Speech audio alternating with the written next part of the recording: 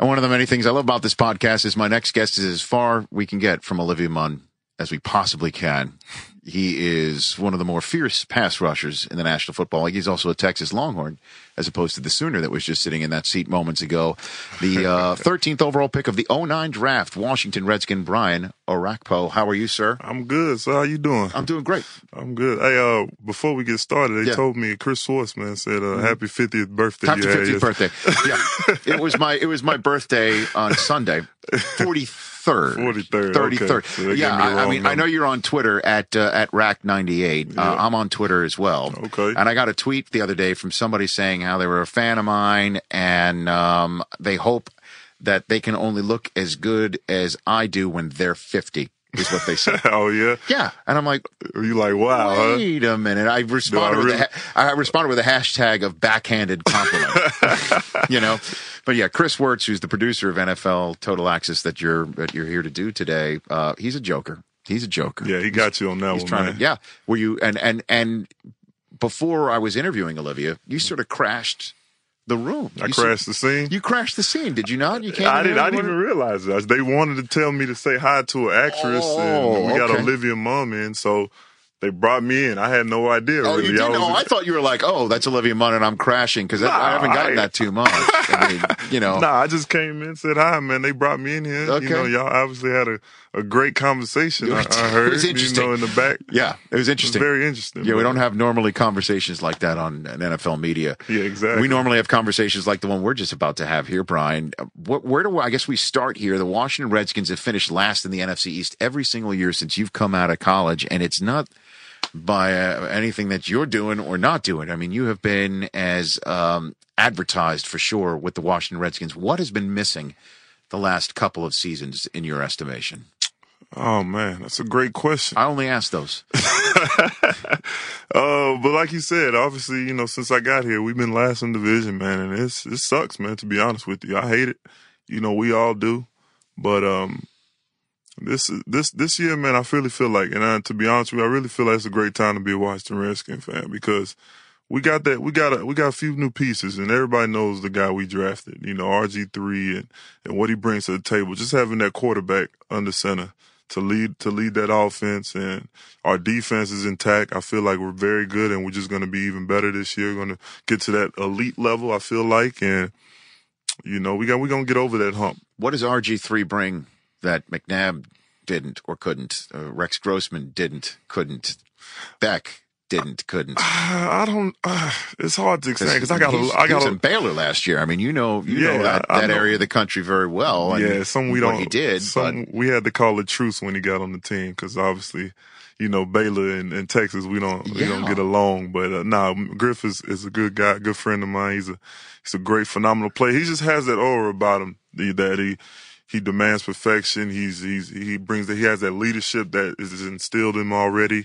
And a lot of guys believe in him. He's just something about it, you know. I don't know. It's hard to explain. You know, when a guy has that it factor, he has it. You know, you see it in Aaron Rodgers, you see it in Drew Brees, you see it in all the elite quarterbacks in this league. You know, he has that it factor. That's why he's so much advertised. That's why he's all over, talked about all around this country. He just something about him that, you know, we believe in him, and we feel like he's that missing piece to the puzzle. What about managing expectations? And in that respect, I mean this. Everyone's going to compare him to Cam Newton. Mm-hmm. Let's be honest. I mean, he's coming from a Heisman Trophy season, just like Cam did. Mm-hmm. He didn't win a national championship like Cam, but he had a phenomenal season at Baylor last 2 years, to be honest. Exactly. And what Cam did last year with no off-season workouts of which to speak, none, zero. What he did last year with his legs and with his arm too was nothing short of spectacular. And in your neck of the woods, where the Redskins are story A, B, and C, when I guess Bryce Harper isn't playing baseball, but I mean, Absolutely. You know what I mean? Like that's what can the expectations be for RG3 for him to be able to succeed in 2012? Well, I hope they're high, you know, because we have high expectations for ourselves. So, you know, they're going to be high. You know, he went number 2. But this was the first year where I felt like it was a 1-1-3 draft as far as two number ones went, you know, in the draft. And that's our number 1 draft pick. And, you know, he brings a lot to the table.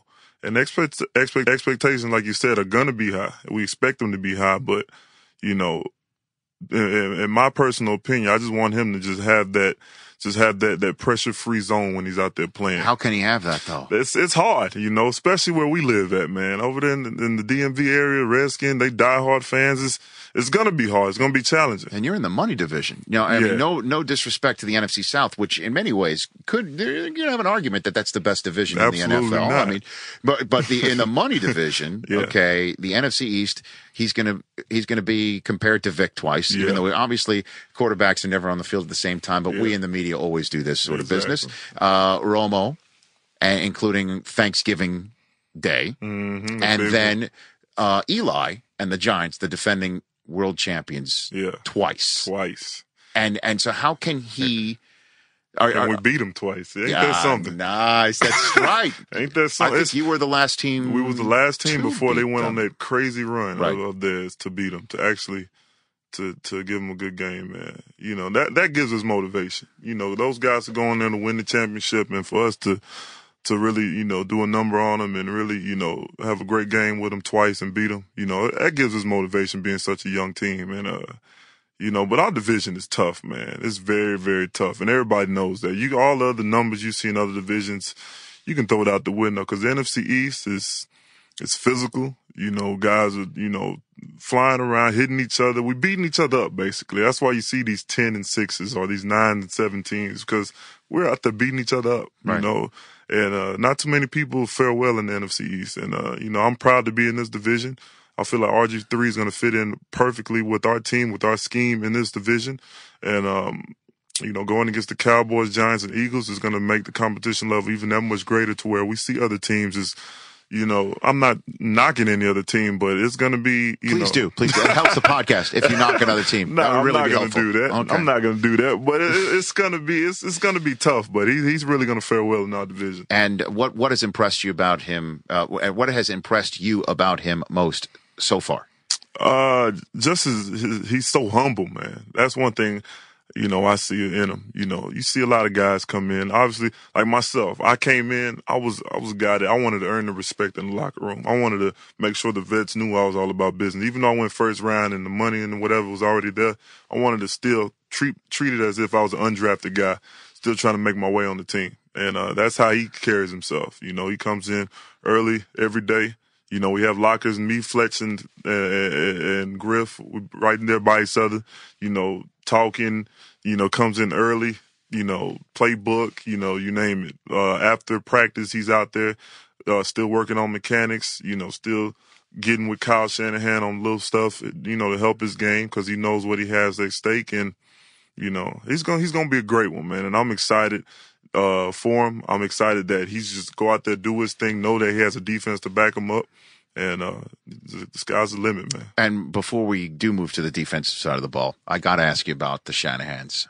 And I know I'm putting you in a tough spot, but that's what I do sometimes here on this podcast. It's all good. And you're part of the paparazzi here this week, being on Total Access and the like. The whole issue with the father-son thing. Yeah. A lot of folks are wondering how in the world, if the offense isn't executed properly, how can the dad go to the son and threaten him? You know, I mean, you know, how can management run with a situation where the offensive coordinator cannot be fired? In many ways, is held accountable in the same way as a player. The Jets, perfect example. Brian Schottenheimer. If Brian Schottenheimer was Rex Ryan's son, it would have been a totally different dynamic there in New York City. And then they finally, after a few years, parted ways. Yeah. If it's not working in Washington, D.C., how could that be handled in a manner that every other team in the National Football League can handle it? That's a phenomenal question, and that's a question I cannot answer, to be honest with you. I mean, that's a hard question. I mean, you got to ask Bruce Allen on that one, our general manager. But, you know, from what I see, you know, because obviously they're offensive-minded coaches. They know they kind of, our defense is, it's not that they leave us alone, but they kind of know what to expect from the guys that have been there, the guys, you know, because we come, you know, we're a good defense. So he really just lets us do our thing. But as far as what I see in the offense, you know, they worked hand in hand with each other very well.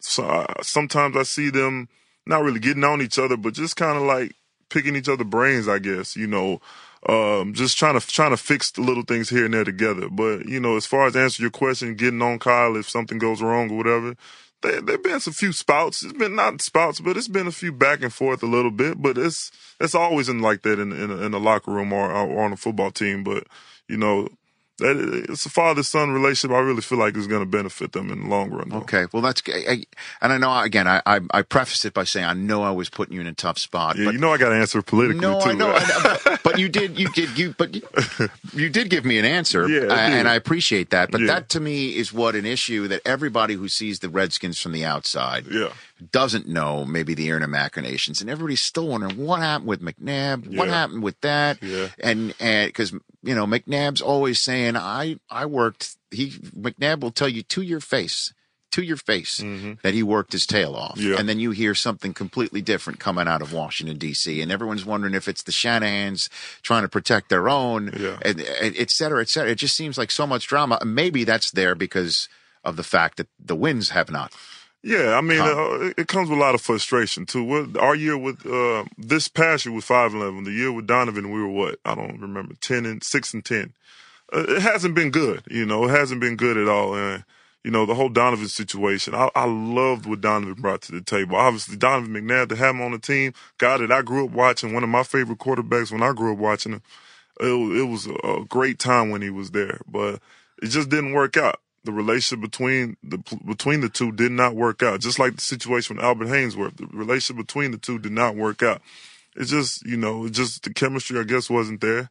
And, we had to part ways if we wanted to move forward with our organization. And I wish my hat off to Donovan. He was a great leader for us and a great ambassador of the game. And he done a lot for us and won some games for us. And, I wish him the best. Yeah, that Haynesworth stuff, that was. Oh, man. I'm sure you were. Oh, man. I know. From that. Yeah, that was me being a rookie dealing with that. Mm-hmm. It was tough because I'm like, man, I know the NFL cannot be like this because it was ridiculous. I tell you that much. But in every way that we were the media coming out, or what was going on behind the scenes?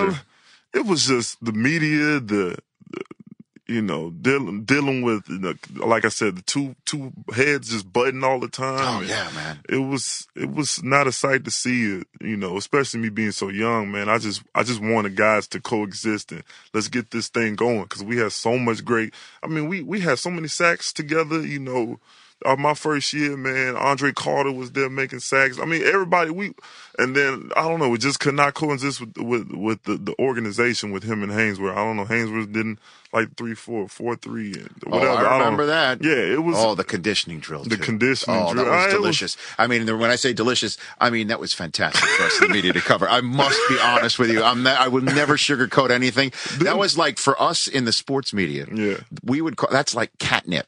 Yeah, when you feed the cat that they want to keep having it, they put the catnip in the ball and the cat keeps swatting it.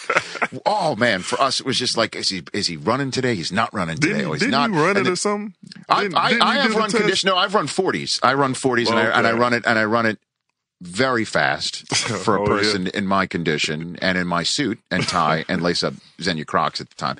But yes, wow. And then he was in the fourth quarter. He was playing like final snaps and preseason games and stuff like that. Guys were eating that up. It was on, Brian. Yeah, oh my gosh. Knew. Well, I'll let you off the hook right there. So defensively, London Fletcher's back. What does that mean to your defense to have him right there in the middle? It means a lot, man. He's just such a professional, man. He brings a lot to the table as far as the way he plays. Never misses a game, never misses a snap.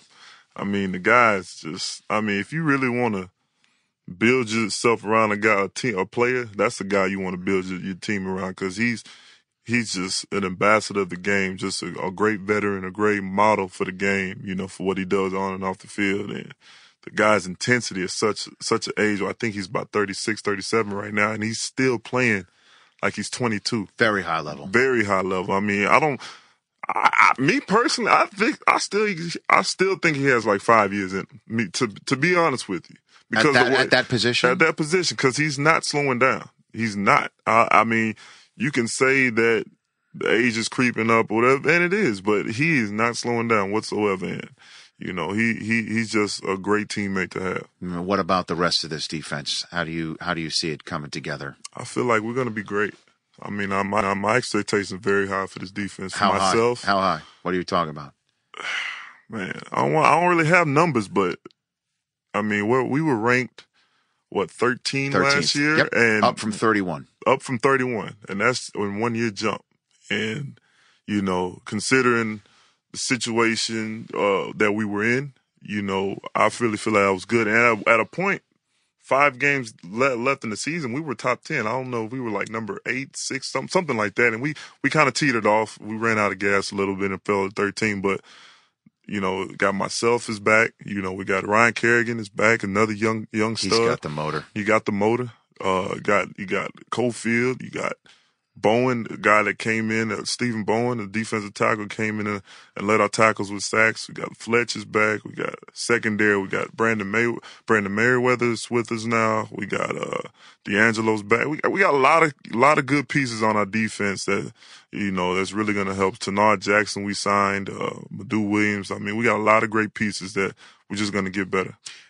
Put me in your shoes. What's it like to go hunt in the NFL? You're lining up. It's 3rd and 6. What's this like? What's going through the temples, Brian? Oh man, it's like, I don't know if you paid attention. You watched the Hunger Games. You know anything about it? Yeah, we just talked about that with Olivia. A little bit. It's kind of like that. You just got that desire to go kill. Any kind of 3rd and long situations, you got that hunger to go kill. Like it's the last play of the game or whatever. We have it. Either if I'm standing up in a 2-point or if I'm in my 4-point stance, Which one do you prefer? It really doesn't matter, but everybody knows me. And my teammates know I love my 4-point stance. That's my trademark. But I can rush at it too. I've been doing that for a while now, and I'm really good at it. So, but my 4-point is my trademark. When it's 3rd and 12, best believe I'm going to be in my 4-point. So, it's a great feeling, especially when you get that sack, man. I speak for any defensive end, line, outside backer, it's a feeling that you can't, it's just like scoring a touchdown. You get a sack and then you do your dance and then you get off the field. What's your dance? Do you have a dance? I'm not a dance, but your sack celebration. What is everybody knows it's like a roar that I have, and I kind of like, I roar and I'm roaring at the sky almost, with my head up to the ceiling or whatever. And right, you lose yourself. Yeah, you just kind of lose yourself. Everybody has their own little trademark thing. Are you thinking about something in particular though, or just the X's and O's? What do you mean? Just some people think about, maybe that guy across from you is trying to take food off your table. You create like these mind tricks in your head to get yourself fired up, or you just. What's that like? Is that exist or no? Yeah, it does in certain situations. Just trying to be the best that you can be. I want to be the best at this position.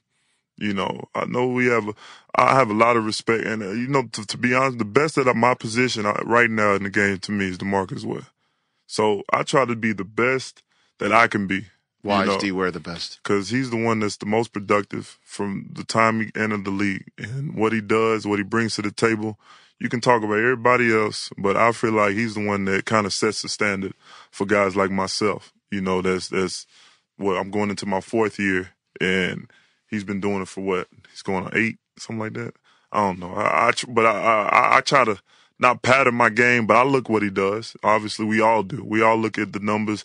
Every Sunday, I know nobody likes to admit it, but we all look at what guys are doing around the league, and that's one guy that's been consistent year in and year out. So, I try to be. I want to be the best at my position when it's all said and done. Sizzle's going to be pissed when he hears this. Oh, I got a lot of love for Terrell. Okay. He was obviously Defensive Player of the Year this past year. Yeah, but he's probably. Yeah, I mean he'd be all right. I mean, you hunters like pounding your chest. Yeah, you all think that Yeah, we all got a lot of pride. I feel like I'm the best. He feels like he's the best. Matthews feels like he's probably the best. Julius Peppers feels like he's the best. No doubt. That's just how the nature of the game. What about dropping back in coverage?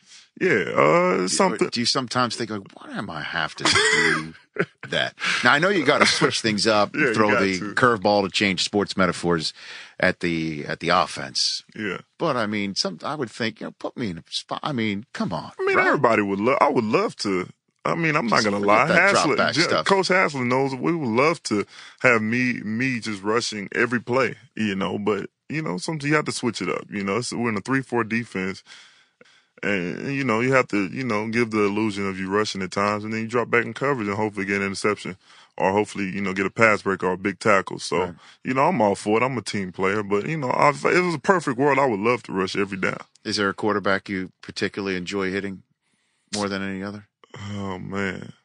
It was relieving to get to Vic finally, to be honest. Relieving, huh? Relieving, man. Vic knows. When I seen him, I forgot when I seen him recently, but Vic knows, man, I can't stand chasing this man around, for four quarters, and then when he's in our division, you got to see him twice. Just the guy is just a great player, man, as far as like his speed, his ability to make us miss, and the ability to throw it down. He's a dual threat guy, throw it down the field with such a big arm, man. Just chasing the guy around, man. He wears you out, man. We hate it, so we try to make sure we corral him. Is RG3 like that? He's like that, man. He has really? That ability. He has that ability. He has that same ability. I've seen it. See it in practice. We had these mini camps. We had these OTAs, and I seen it at Baylor. He's the first. And it's so funny about it. When we drafted Griff, I think it was my senior year. I want to say he was young. He was young, I believe. Very redshirt free. I don't know what he was, but he came in the second half. We were pretty much the starters in Texas was pretty much about to leave the game. When you were a senior? Yeah, when I was a senior. Uh-huh. And he came in for a series or so. The game was already out of hand, and he did an option or a zone read play. And the guy took off for 75 yards down our field in Austin, Texas. And I'm like, damn, this guy here is fast as hell, mm-hmm. And I knew he had that much talent. I mean, he was missing tackles and making guys miss, and and he carried that, and he got built that year in and year out, and he has that same ability that Vic. Probably not as elusive and as, Vic has this sort of. He has another gear that Vic has. Lateral too, by the way. Yeah, but as far as lateral, I feel like if they ran, I don't know. They're very similar. I can't really compare it, but they're very similar in the way they run. Chris Fowler, from ESPN and the Game Day. I'm sure the Game Day crew was in Austin a few times when you were there too. Yeah. I had him on the podcast in January, and he said RG3's Griff's best attribute is throwing the long ball, the deep ball. That he's better at that than running it. Yeah, because RG3's not a guy. He's not a guy that wants to run the ball. To be honest with you. He's not a guy. He wants to throw the ball down the field. He is a pocket quarterback. I mean, running the ball is not something he wants to really do. He wants to get the ball downfield, get it to his big play receivers, and make that big play. And we've seen it in mini camps, and we've seen it in OTAs, and he loves throwing that deep ball, and he throws it very accurately and right on point to his guys. Brett Favre told Deion Sanders this week that he would have taken RG3 over Luck. I would have too. Well, I mean, yeah, obviously he's your teammate too. But I'm telling you, the pressure. Yeah. The pressure. I mean, we all love talking about that in the media. Yeah. The pressure. The reason why we love talking about pressure is because we're the ones applying it. We want to think that we're making a difference. Exactly. You know what I mean? So what's the pressure like? Yeah. It's like, where is it coming from? You're not sitting there, I know, over 3rd and 8, 3rd and 12, thinking, wow, boy, the pressure's on me right now. No athlete thinks that way. Yeah. But then it's when it's the game's over and then practice throughout the whole week. Mm-hmm. And man, what is coming for this young man? Oh, yeah. It's gonna come like a huge hurricane. It's coming, but he's prepared for it. He's been in the limelight ever since he's been in college, and I know it's gonna be on another level with the NFL. But I really feel like he's ready for it. And on the flip side, I mean, if it works out, that Mid-Atlantic area is so ready for somebody like him. Mm-hmm. They are, I mean, so primed. Yeah. For Robert Griffin III to succeed, because if he succeeds there, he will be a God. legend. He will be. Yeah. He really will God. be. In that Mid-Atlantic area, they're so they're ready for hungry. It. The Redskin Nation, man, they're ready for it. I really feel like if there's any time to be a Redskin fan, this is the perfect year to be one, because I really feel like the future of this team with him, leading that offense. Our defense is steady getting better. Mm-hmm. Steady, we're good, and we're going to take it to that next level this year, too. I mean, we're going to be scary, I'm telling you. I mean, I've been to I went to the old RFK years ago for a Cowboy Redskin game. Yeah. I've never seen anything like that. I mean, for NFL Network this fall, our first Thursday night game is Bears-Packers. I've never seen that up close either. I'm looking forward to that. But to be at a Cowboy-Redskin game at the old RFK, I mean, where we were in the second row of the upper deck over the end zone and the old RFK, when there was a play in the back of the end zone, we had to get up and lean over to see it. Oh, yeah. Okay, that's how, I mean, what a stadium. Like oh, man, what a stadium it was. And I'll never forget walking in the parking lot, one of the Redskins fans was hanging Danny White in effigy, like this doll with a Danny White jersey, the old Cowboy quarterback. Yeah. And White was 7 years out of the game. That's how much they were. For real? Yeah. Danny White was like long gone, and they're still ticked off at him. Yeah. And I just love that sort of passion that Redskins fans have. Oh yeah, I'm telling you, it's on another level. It's really die hard. But you saw that though with Longhorn fans. Yeah, though, and that's why I'm surprised though, because I seen it like you said. My Texas days, Longhorn Nation is crazy. They're crazy, diehard, loyal fans, and so I'm like, man, I'm good. When I go to the DC, I'm good, because I'm used to it. But this is on another level. Is it as really? well. Yeah, no kidding. It's very similar, to be honest with you. That's why. I have an advantage when I go to Texas, and I can fit in right in because it's the same type of aura as far as the fans and the loyalty and the diehardness that they have. And, but this Redskin fans, man, Texas has always been good.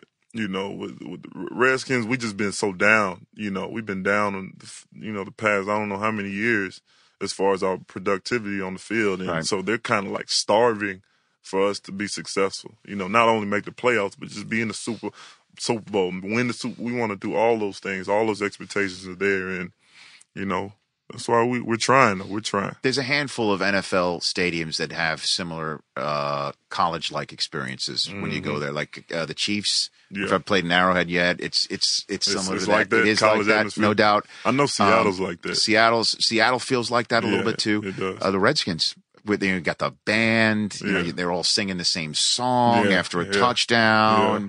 There's not that you don't get that in some you don't get that. NFL stadiums. Green Bay feels like a college game. Yeah. Baltimore sometimes feels like a college game to me. Yeah. I love it though. The way it is, the smoke, the band is playing when we score a touchdown. We got the Hogs are still out there.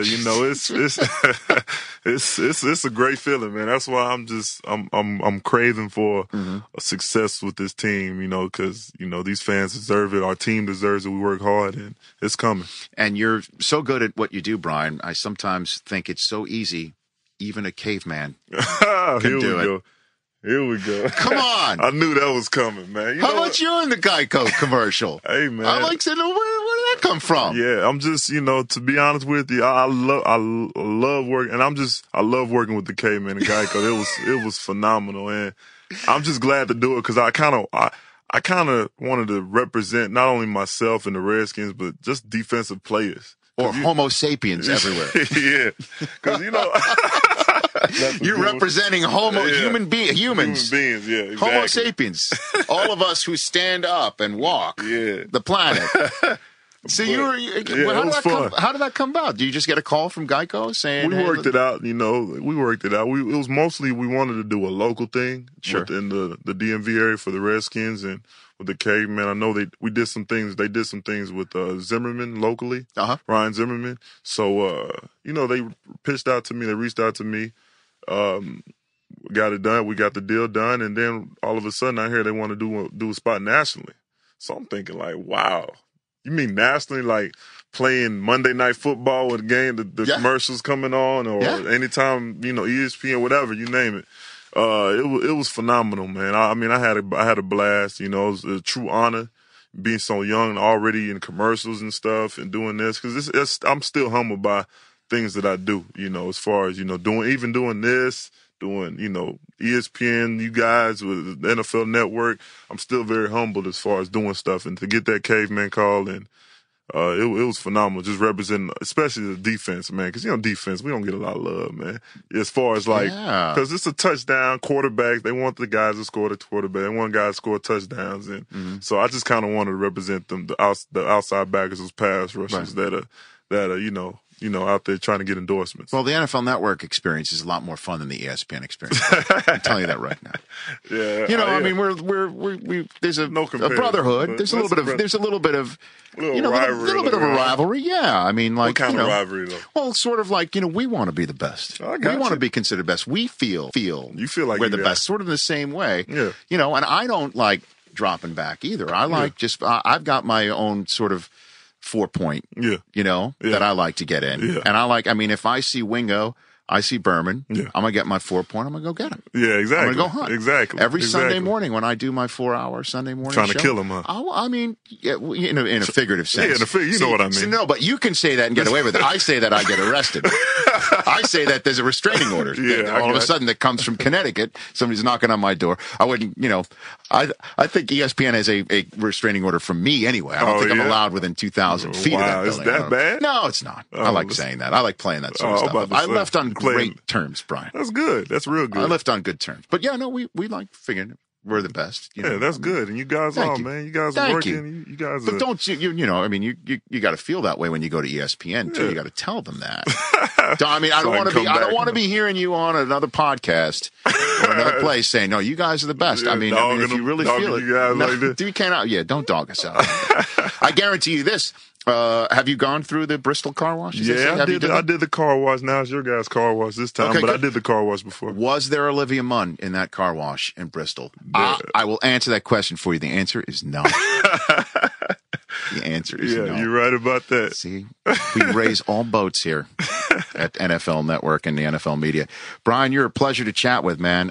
Good luck. I hope only the greatest things for you. Unfortunately, because you play on Thanksgiving, we don't get to see you on Thursday Night Football. So I would say I'd see you down the road. Okay. Every team plays once on Thursday because I want to keep it nice and even. That. But that's going to be be great for you. What a great Thanksgiving, and in Texas as well. Yeah, it'll be in home. Are you going to be? Wow. Yeah, it's gonna Are the ticket requests already coming in for you right now? They're going to be coming. So that's coming just like the RG3 thing's coming? They're coming. For you. Like it's a hurricane coming. You're going to have to be collecting tickets. Yeah. Start now. I should. Right? Go ahead and knock it out. Because how far is Dallas from so you're born in Houston? I was born in Houston, so it's about 4 hours. Okay. But Austin is about 2 hours. Okay. So Austin's right in the middle. Oh, so they're coming for you. Yeah, it's coming. Come watch. But will they wear Redskins gear in the Jones Mahal? Absolutely. Anybody that represents me is wearing Redskins gear. I don't care how much of a Cowboy fan you are. Just don't let me know about it. I imagine there must be a lot of Cowboy fans that are rooting for you, right? Yeah. I mean, it was so funny when I got drafted.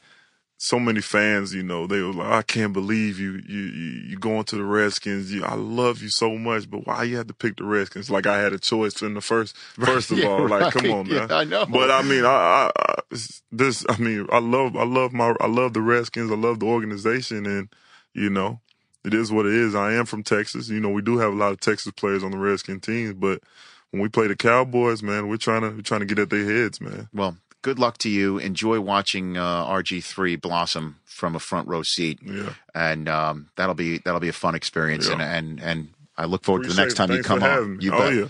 You bet. I shaved for you today. Oh, you did? Well, no, I shaved for Olivia, but I just, I don't want you to think you were working with a caveman. Was that chess or checkers? Was that chess? I think it was checkers. Was it checkers? It was Scrabble. It was Scrabble. No, it was Scrabble. Yeah, it was Scrabble. I forgot myself. That's right. Yeah. Neanderthal. That's good to see you, Brian. All right, man. That's Brian Orakpo on the Rich Eisen podcast. Love me some Orakpo. That was a lot of fun. I love meeting young, quality people / football players. I'd never met Brian Orakpo. I'd spoken to him on Redskins Cam, on a couple of NFL Total Accesses. I'd never met him face to face. I love, and you could tell when a kid comes out of a program like Mac Brown's program, you could see his head's on straight, and he's a good dude. And man, can he hunt? He was enjoying, he sat in the control room with us for most of Olivia Munn's interview, which doesn't typically happen. We try and time up our guests so they don't overlap. Well,